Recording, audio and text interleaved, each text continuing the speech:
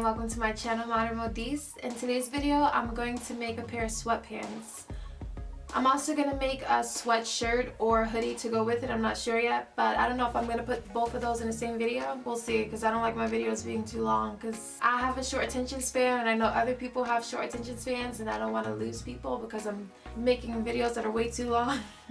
So for now, this is my DIY how to make your sweatpants video. These are my favorite sweatpants. I'm wearing a pair right now too, and I'm going to use this to make my pattern. I'm going to trace these pair of pants right here, but I'm also going to bite off of the pockets on my favorite sweats and do a similar pocket to that.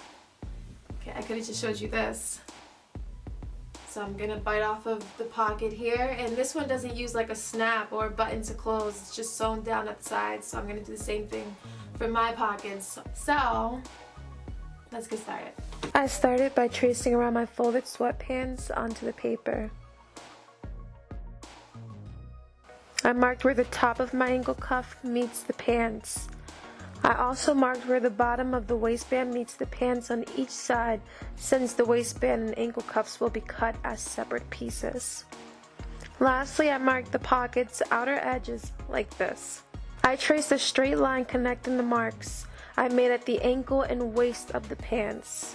Then marked about 2.5 inches from the outer edge at the bottom of the pattern and drew a line connecting that mark and the mark I made at the waist. I cut this out giving the entire perimeter half-inch seam allowance, and I cut it on this line. For the pocket, I measure from the top of the pattern to where I marked the side outer edge of the pocket, and then mark that measurement on the other side. Then I measured down 2 inches from that on either side. That's where my lower pocket's gonna go. To create the pocket pattern, I traced the top of this marking from the end of the pocket line and around the pattern like this.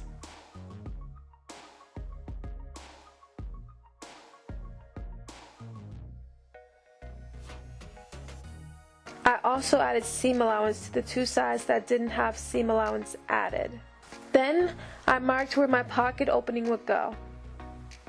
I marked it about 1.5 inches across the top from the edge, thinking that would be enough space for my hand to fit into the pocket once the edge was hemmed.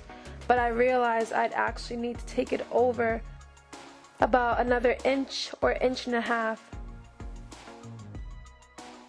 I traced the back of the pants the same way, minus the pocket measurements, and I made sure to add an inch to the inner thigh edge where part of the back leg fabric was folded under. Then I measured 2.5 inches from the edge, from the bottom to the top, and traced a line connecting those marks. Okay, so I have the fabric for my pants cut out. I'm gonna start by adding a pocket to these side panels. This is the top side pocket. So I'm using my sewing machine to overlock all the raw edges and not using a serger because I don't have a serger. So I'm using this stitch, which you can't see, but I'll show you a close-up, and I'm using a special foot for that. So I'm going back and forth between these 2 feet, or sewing machine foot. I overlocked the raw edge of the slanted line of the pocket, then hemmed it with a single fold.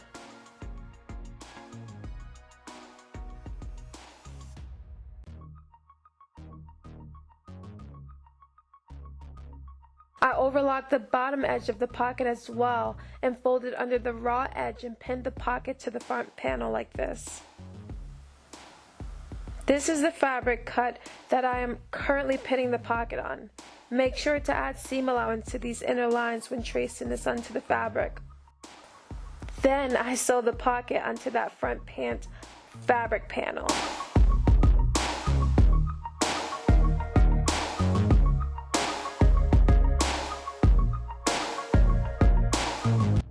I attach this fabric right size facing to the back pant's smaller panel. This is the fabric cut I'm attaching. Again, when you trace this pattern onto the fabric, be sure to add seam allowance to these inner edges. I sewed the fabric panels together with a straight stitch, then switched the foot and overlocked the raw edge.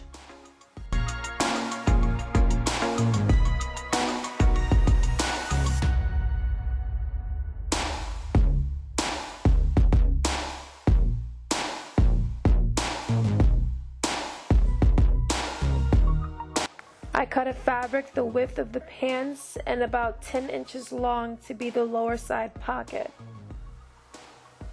I marked 1/2 inch from the bottom and 1.5 inches from the top. I marked about 3 inches from the top pocket where I'd want this pocket to go. I overlocked the top and bottom edge of the fabric where I marked the 1/2 and 1.5 inches along, then hemmed the top edge with a single fold. I pinned the pocket to the panel lining up the top edge with the marks I made and folded under the bottom edge.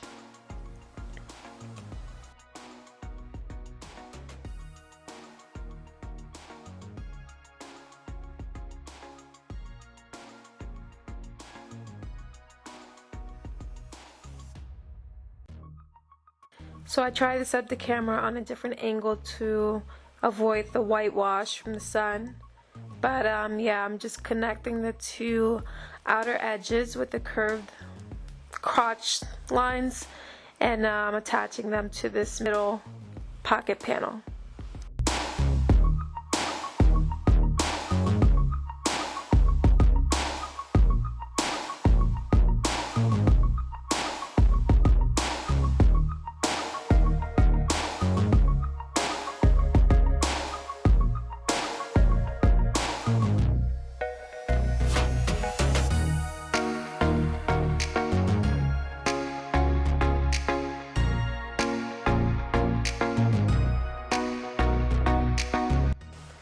After sewing them together, I overlocked the raw edge, then top stitched on the right side of the fabric.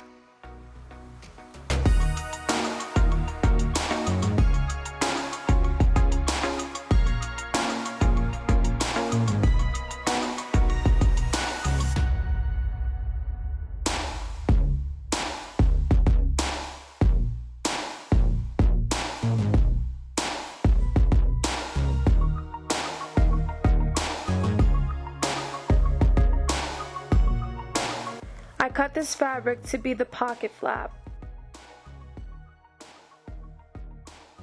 Then sewed around the edge with it folded wrong side out, leaving about a 2-inch opening to pull it right side out.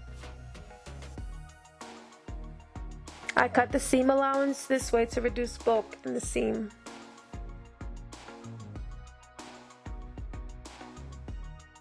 Then turned it right side out, pinned the opening closed, and top stitched around every edge except the top edge.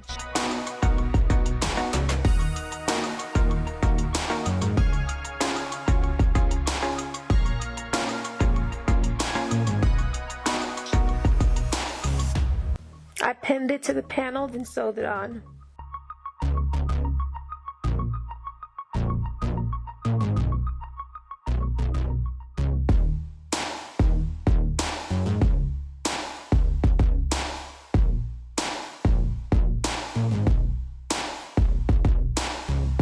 This is one of 2 finished sides.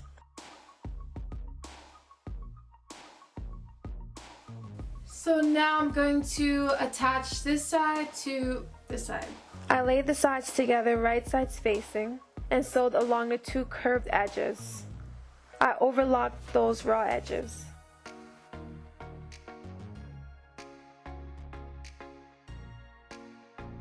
Then pinned at the crotch and down the inner legs.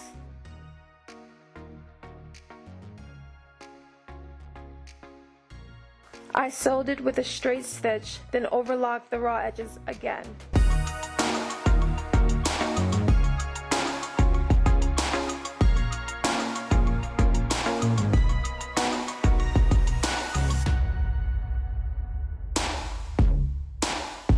I went and did one of the cuffs, the ankle cuffs, just for practice. Now I'm going to do the other ankle cuff.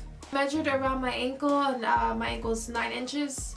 So I cut this piece to be 10 inches by 7. I'm going to fold it in half this way sew a straight stitch down here, fold that in half, and then attach it to my other ankle of the pants. I'm sewing this ankle cuff onto the pants with a zigzag stitch.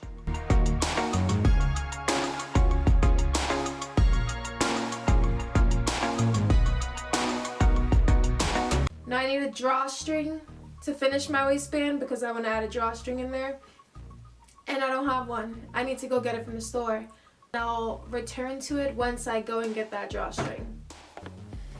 Okay, so I'm back. So I have these shoelaces for drawstring. They're nice and long and can fit around my waist, so I can use one for the waist drawstring and I can use one for the hoodie drawstring. But yeah, this is what I'm gonna use. So I found the half measure point, then the half of that for my center front, and I marked where I wanted my buttonholes to go because that's where my drawstrings are gonna go. So I'm gonna go and sew those two buttonholes using this little button because I want my holes to fit my string and not be too big, and this button's a good size.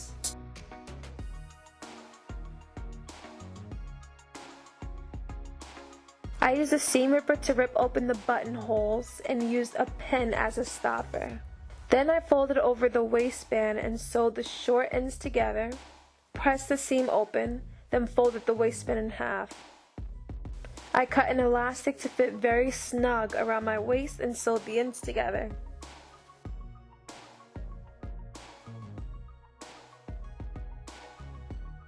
I marked the sides, front and back of the elastic and pinned to the sides, front and back of the waistband. I stretched the waistband and sewed the elastic into the waistband.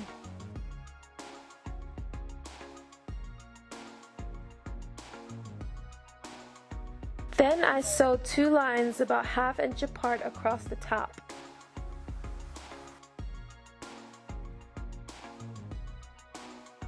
I pinned the waistband to the pants at the sides, front and back, and sewed the waistband on with a zigzag stitch.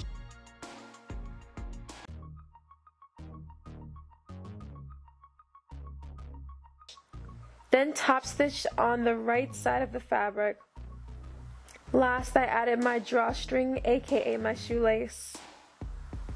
Thanks for watching. I hope you enjoyed the video. If you did, be sure to like and subscribe and stay tuned because I'll be posting the hoodie portion of this project.